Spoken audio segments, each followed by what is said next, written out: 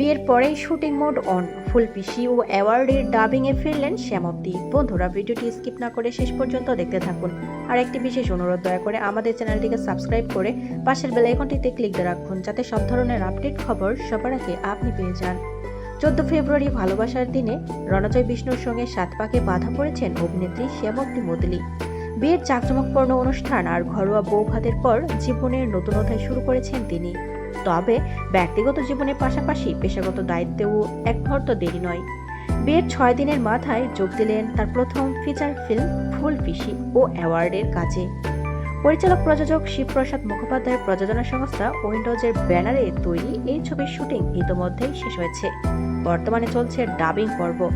বিয়ের 2 দিন আগেও ডাবিং করেছিলেন শ্যামপ্তি।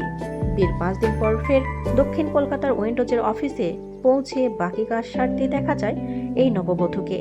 বিয়ের দিন সকালেই শ্যামপ্তির কনে লুকের ছবি প্রকাশ্যে আনেন শিবপ্রসাদ।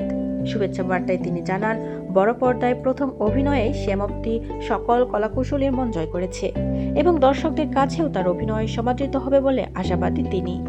কাজে ফিরে শ্যামপ্তি বলেন, আমার ক্যারিয়ারে প্রথম ছবি, তাও আবার উইন্ডোজের সঙ্গে, খুবই স্পেশাল।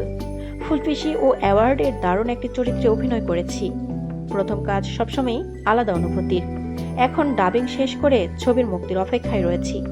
দর্শকদের প্রতিক্রিয়া জানার জন্য মুখিয়ে আছি। প্রসঙ্গত, এই ছবির হাত ধরেই বড় পর্দায় আত্মপ্রকাশ করতে চলেছেন শ্যামপ্তি মদলি। ছবিতে তার সঙ্গে অভিনয় করেছেন সোহিনী সেনগুপ্ত, অর্জুন চক্রবর্তী, অনামিকা সাহা, রাইমা সেন, সাহেব চট্টোপাধ্যায়, রজতাভ দত্ত, অনন্যা চট্টোপাধ্যায়, কনিনিকা বন্দ্যোপাধ্যায়, ঋষভ বোস ও সৌম্য মুখোপাধ্যায় প্রমুখ। প্রিয় বন্ধুরা, শ্যামপ্তি মদলিকে আপনাদের কেমন লাগে অবশ্যই কমেন্টস করে আমাদের জানিয়ে দিন। আর পরবর্তী আপডেট নিউজ সবার আগে পেতে হলে আমাদের চ্যানেলটি সাবস্ক্রাইব করে পাশের বেল আইকনটি অন রাখুন।